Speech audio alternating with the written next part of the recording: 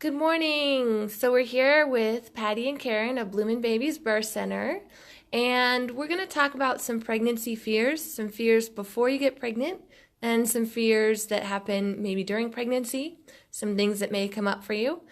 These lovely ladies are very knowledgeable and have lots of information for people who are considering pregnancy as well as who are already pregnant. One of the first fears we're going to talk about, and a fear that I have personally, was some of the weight gain around pregnancy. And I know you need to manage that, but like losing the weight afterwards, and where does it all come from, and where does it all go? So we're going to start off with some of the questions about weight gain.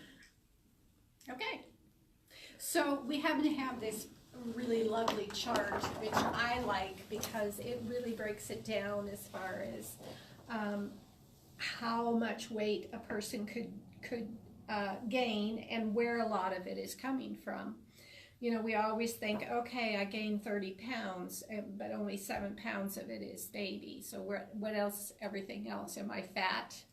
You know, and I try to tell people, no, you're growing a baby. Mm-hmm.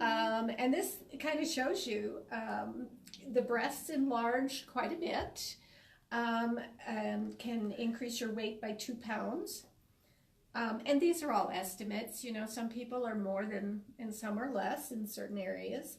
Maternal stores, and that's your body's protein and fat. And as much as we hate to think we're gaining 7 pounds of fat, it's really important. It's an important part of being able to nurture your baby. So if a mom, so as mammals, we were meant to breastfeed our babies, and so we're given an extra amount of fat to make sure that we have enough extra that our bodies will be able to produce milk and be able to feed our babies afterwards. And so many of you have heard maybe that, you know, you can lose the weight by breastfeeding. And you can lose a certain amount of weight by breastfeeding because as you would expect, for your body to make milk, it has to burn calories. And so that's where it's coming up with some of that. This one's always, I think, a big surprise for people, and that's blood. We actually do have more circulating blood when we're pregnant, up to, according to this, 4 pounds. 4 pounds is a lot of blood, and people are like, what do I need all that for? Well, again, you are building a baby, and when you build a baby, the baby needs to have enough oxygen. It has to be able to have enough nutrients to grow and thrive, and so we're actually given more blood to make sure that that happens. You know, I always say God knew what he was doing when he made all this, because he takes care of the baby and mom. And of course here baby 7.5 pounds, and of course a baby's size ranges anywhere from 5 to 10 pounds, but 7.5 pounds I think is kind of an average. The placenta, which again, who thinks of the weight of a placenta? But we've seen lots of placentas who've been pretty good sized, mm-hmm. and they are heavy, 1.5 pounds, maybe even more. Again, the placenta is there to nourish the baby during the time that it's in utero. And so it's important that we have a good, healthy placenta. So that's going to add some more weight. And then the uterus itself, the uterus actually grows in thickness as it expands. You would think it would be getting thinner and thinner, and it does to a certain extent, but it also gets stronger and heavier, so that when labor comes, the muscles can still contract. Even though they've been stretched like a balloon, they can still contract. So the muscle actually does grow some. And then amniotic fluid, the fluid that the baby is surrounded in, can be as much as 2 pounds. Some women have more, some have less, but that's kind of a good average. So that's where the weight comes from or goes when you're growing a baby. So it isn't all baby and it isn't all fat. It's a lot of different things that are very important for the health of the baby and to be able to grow a good, healthy baby. And at the bottom it says, how much weight should I gain? Okay, so these are recommendations. I'll let Karen say that one. All right. So the recommendations are dependent on your pre-pregnant weight. If you're underweight, you need to gain more. And if you're overweight, you need to gain less. With the underweight girl, we were looking at 20 to 40 pounds of weight gain, or 28 to 40 pounds of weight gain. And that is to provide that cushion for carrying the pregnancy to term. Women who are start the pregnancy at a low weight and don't gain adequately are higher risk for preterm labor and preterm delivery. So weight gain in the underweight woman is important. A normal weight gain is 25 to 35 pounds, which is essentially what we're seeing right here. For the overweight person, we're looking at 15 to 25 pounds, and for the person who's classified as obese, we're looking at 11 to 20 pounds. So it really varies depending on the woman's structure pre-pregnancy. And, you know, I was just thinking as Patty was talking about how important it is to have that maternal stores for these women that are underweight, and also, you know, thinking about the extra blood that's in the circulatory system. There's a little bit of bleeding after a delivery, and so that's the reserve, as well as providing the extra circulation for your baby. It's the reserve for you when you birth, so that you're not anemic after delivery. So it's just a wonderful system that's all put together perfectly. You know, one of the things that I think about when I think about gaining weight in pregnancy is I want you to eat well. I'm not so concerned about the numbers as I am about your intake. I want you to have the building blocks for building a baby. A building block for building a baby is not Snickers and a milkshake. And I know, I wish it was. I really wish it was. The pregnancy that I gained the most on was as a result of craving for chocolate milkshakes. Yes, they did me in. But choosing nutritionally and choosing wisely nutritionally is really, really important. And when you choose good nutrition, it is amazing that you really don't struggle with excessive weight gain. It is the excess calories, those special things that should be treats, that become part of our normal intake, like chocolate milkshakes, that then put on the extra poundage and makes it a little more difficult to lose the weight. So that's a really important thing. Protein is a huge building block, and so proteins are really, really important in pregnancy and really help to fill you without adding excess volume to your body. Nice. And Karen, we were talking earlier about one of the fears, another fear before pregnancy, right, is getting pregnant and it's unexpected or unplanned, and that can be a big stressor in a relationship, worrying about being left or having something change in a relationship because of an unplanned pregnancy. So we were talking about some suggestions and some ways that Bloomin' Babies can help women who are concerned about that. Right. So, you know, the first thing that I would think about is every pregnancy ideally would be a planned pregnancy, and even talking about weight, you know, talk about weight gain and being in optimal shape before you get pregnant is really, really important, and being nutritionally sound before you get pregnant is really important, but also trying to plan those pregnancies. Providing contraception, love to talk to women about contraception. If now's not the right time, let's make sure that now isn't the time that you get pregnant. Let's make sure that relationship is stable. Let's make sure this person is a good person to be connected with for really the lifetime of your child. So we would really encourage you, A, to consider preconception visit with us, and B, to consider contraception until you're ready. And we'd be more than happy to help you with both short-term and long-term choices.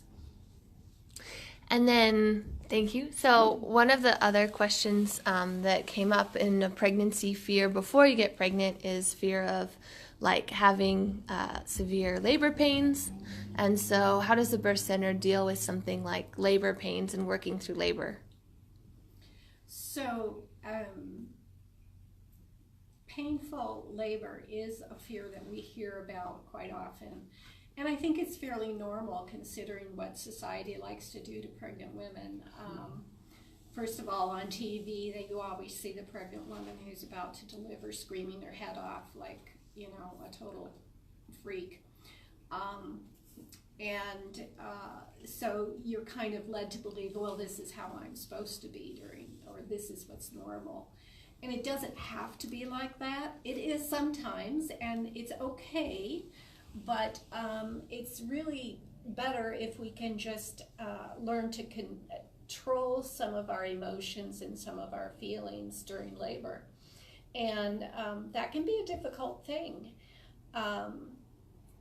So that's why, from our standpoint, if you're going to be trying to have a natural birth here at the birth center, we really want our moms to have done some kind of birth preparation class. And people kind of look at you like, yeah, whatever. But it truly does make a difference if you have heard, okay, this is normal, that's normal, you might feel this, you might feel that. And it keeps you from getting into a panic situation, which is what you see on TV. Mm-hmm. And then what also doesn't help is other people's comments to you. I'm always totally amazed at how when a woman is pregnant, she can get solicited information and comments from total strangers, and it just irritates me to no end. Mm-hmm. Because it's none of their business, number one, and number two,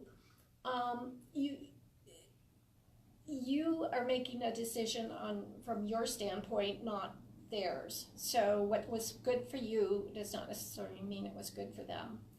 So things like, oh my God, I was in labor for 36 hours, and it was hell, and I saw, you know, and it really bothers me when women do that.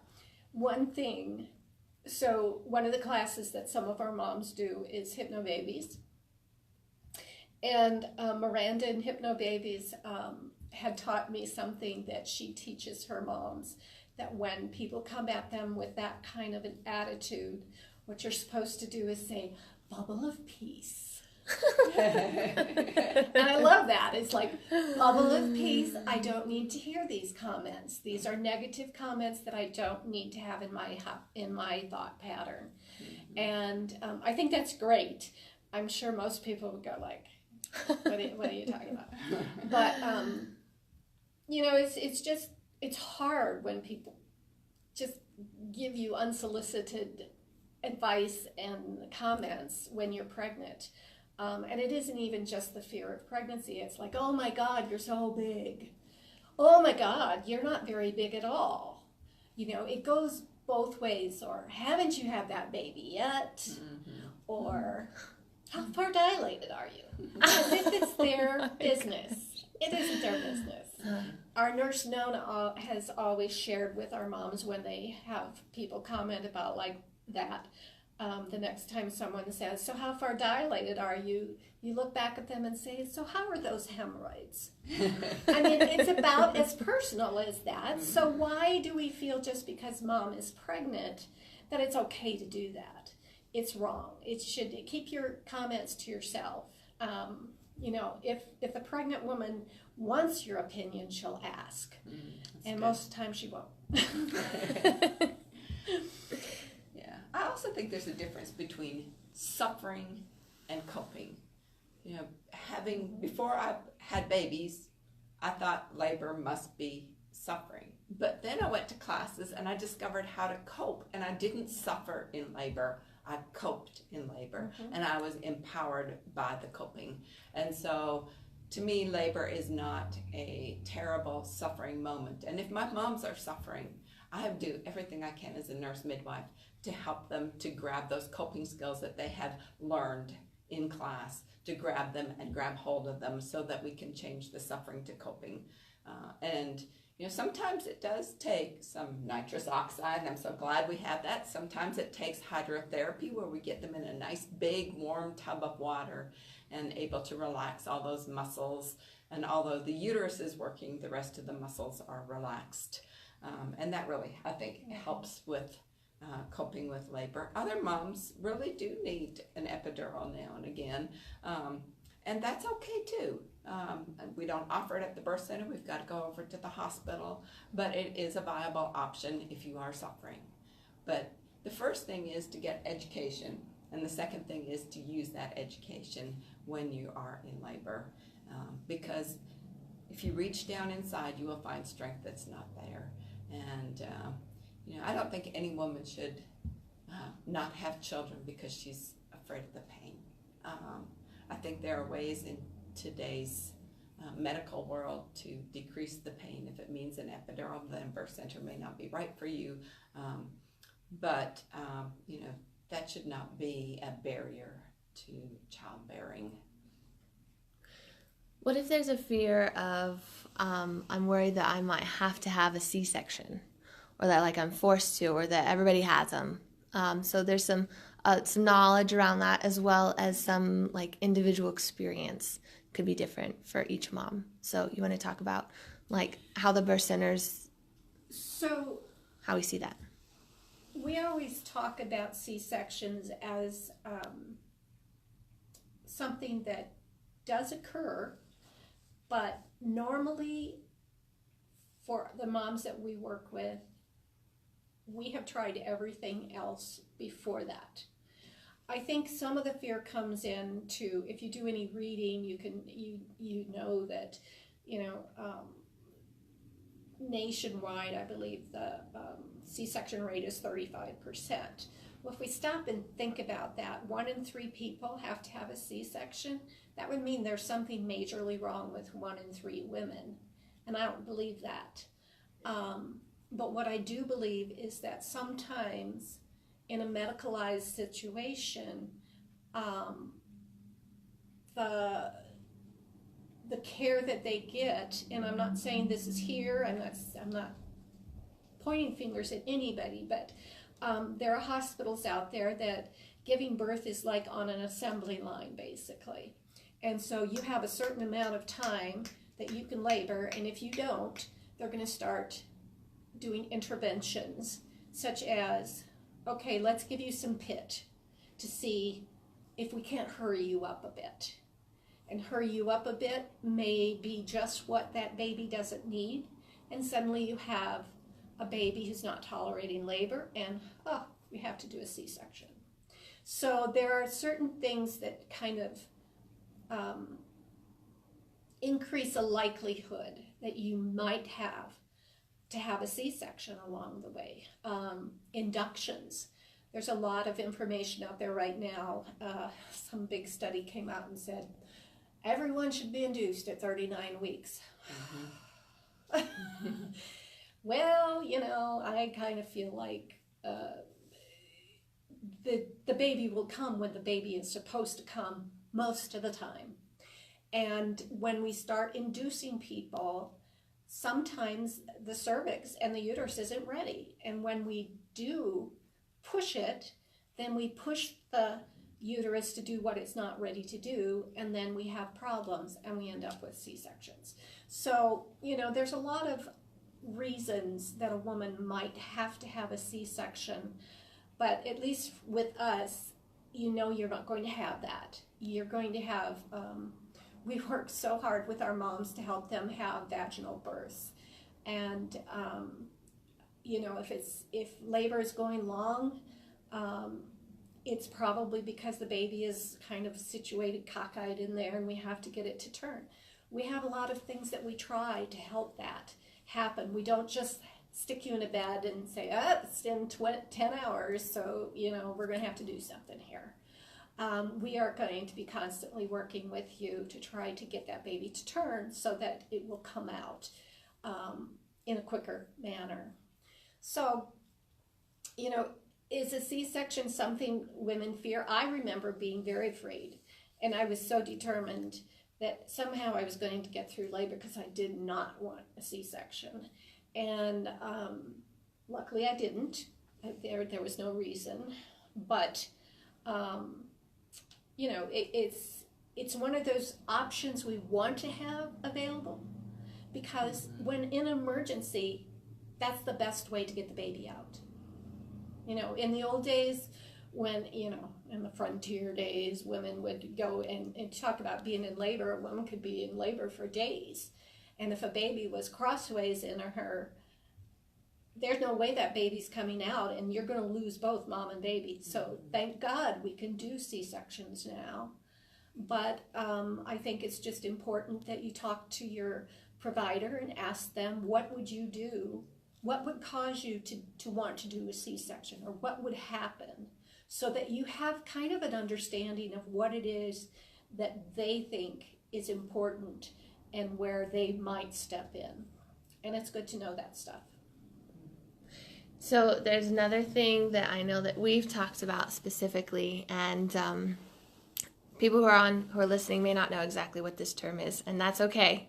But like an episiotomy, or some of the things that may happen during labor that were practices that used to happen, and that are things that when you have not been pregnant sound terrifying.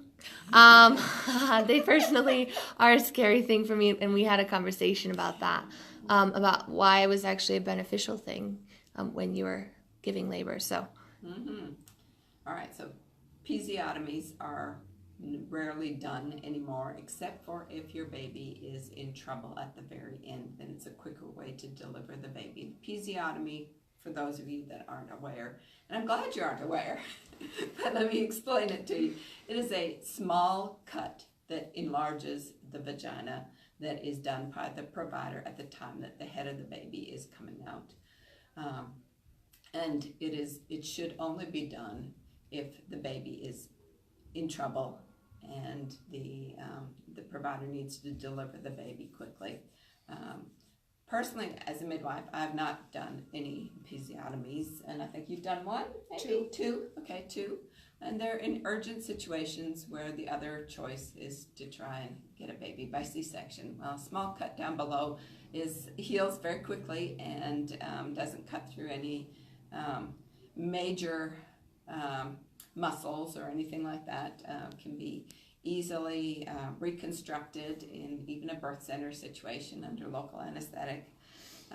When the baby's head is coming, there's a lot of burning called the ring of fire. And again, that's usually an indication of stretching. But because the nerves and the blood supply is all cut off by the baby's head, so to speak, because of the pressure of the baby's head, there's very little, if any, additional discomfort with doing the episiotomy at the very end. And sometimes there's some natural tearing that occurs, again, can be easily repaired under a little local anesthesia at a birth center. And so the baby makes its own way. There's usually less extensive damage if the baby causes the tearing rather than the midwife having to cut an episiotomy. And so all the studies have showed us that is the best way if something needs to happen to release the baby, that the natural way of just the vagina letting go a little bit or the perineum letting go a little bit. We all work very hard at trying to get babies out without any tearing or minimal tearing, and I think we're pretty successful, really. I can't recall any major tears that we've had to transport to the hospital to get repaired. So, I think also for first-time moms, some perineal stretching starting at 35 weeks helps to make room for the baby. And helps the mom to connect the mind-body connection of stretching causes some burning and some discomfort, some pressure and burning, and that's an indicator that your baby's close, and it's not necessarily an indicator that anything's going to tear. It is just stretching, and it helps mom to stay in control. If mom can help the midwife kind of control the exit speed of the baby. That is also helpful because as the baby's head descends, there's stretching that happens, those tissues thin, and the baby makes room for itself. And so if mom's really feeling a strong urge, mom can work against the midwife, especially if she's in a panic because she's not experienced with that ring of fire. So doing some perineal stretching helps you to know that, okay, this is the time I need to listen. And the midwife's saying gently, a small push. Okay, hold it there. Another small push. Hold it there. Okay, now I need you to push for the shoulders. And your partner can help you with that stretching, yes, the stretching exercises, right? Absolutely. Absolutely. I just want to make a comment about episiotomies because it has become such a thing that we don't necessarily want to have done. But occasionally it is necessary. And so just because you had to have an episiotomy doesn't mean you failed as a birthing mom. When I had all of my children, episiotomies were the norm. Mm-hmm. It was, everybody got it, and nobody thought it was horrible or that, it was assault or anything like that. It was just, that was part of it. And honestly, from my own personal experience, is when I felt that ring of fire, I'm like, oh my gosh. And at the time, no one had told me, they didn't coach me to slip the baby out slowly. It was like, push! And so I pushed.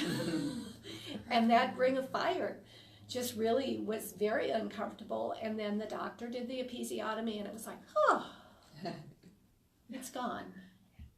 Mm-hmm. So occasionally we'll have a mom come in and she goes, oh, I had to have an episiotomy and it was terrible, and like it's the worst thing in the world. It doesn't have to be the worst thing in the world. If it has to happen, it has to happen, and probably you and baby are both going to be better off. Does it hurt? Yes, because you have stitches, but believe me, generations of women had stitches in their bottom. That was just part of the recovery period. Do I think now that looking back, would I have liked to have tried? Yeah, but I would have needed a little more encouragement than just being told to push. And so seeing what we have as far as doing repairs here and what an episiotomy repair is, the healing time is much, much shorter. And that's why episiotomies are not being used anymore. That's right. Because there's more repair. Honestly, from a provider standpoint, so much easier. Mm-hmm. So much easier, because it goes like this. Whereas if you have a tear, you might have something over here and something over here, and so you have to it's almost like a puzzle.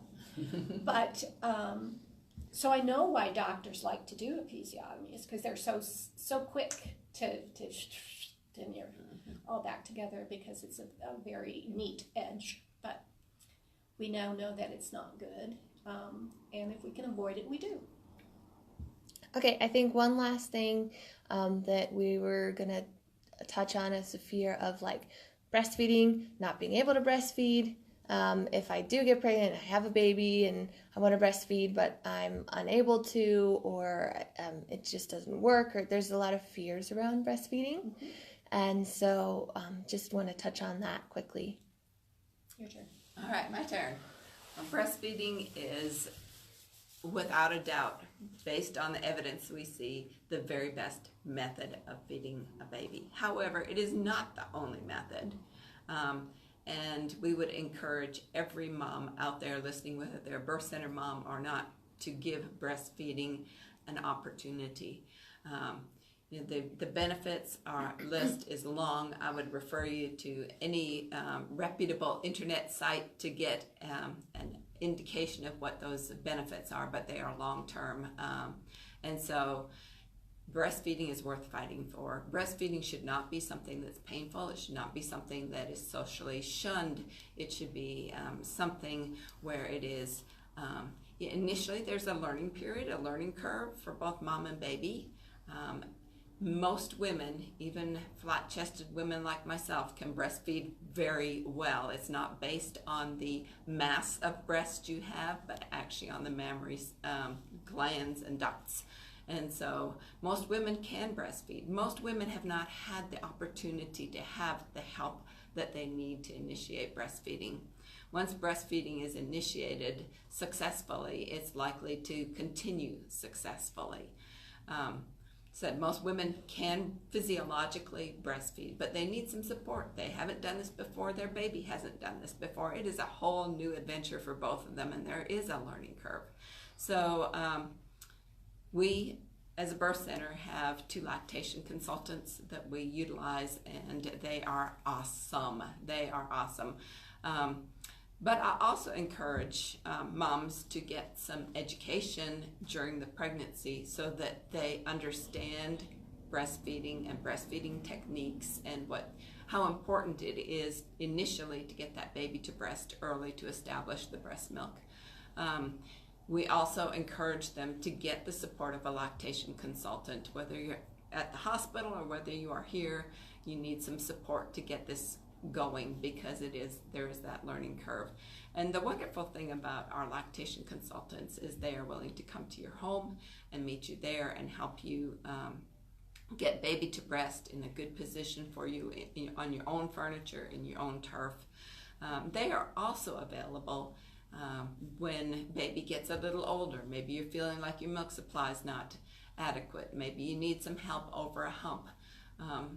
Breastfeeding is a supply and demand kind of a venture. So if you're not getting your baby to the breast as often as baby needs, then you're going to decrease your milk supply.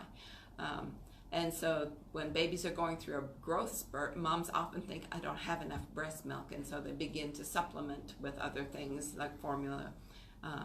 And unfortunately, that just causes that supply not to rise up to meet the occasion, but to continue to diminish. But if you put the baby to the breast as often as needed, that supply will increase for most moms. Also, I just want to point out just a great service that Patty has initiated, and that's a breast milk bank here at the birth center. It's pasteurized and breast milk that's been donated and sent to Denver and then returned to us. And that can help moms get over the hump when pediatricians are saying you need to supplement with formula in the first few days because your baby's not had adequate weight gain. Maybe your milk's delayed because you had a C-section or you had a significant hemorrhage after birth, which can slow down the production of milk. So there is formula that can then be supplemented, and I think that's such a great thing, because once we start supplementing with donor breast milk that can be used to supplement, if you start supplementing with formula, it tends to become a habit.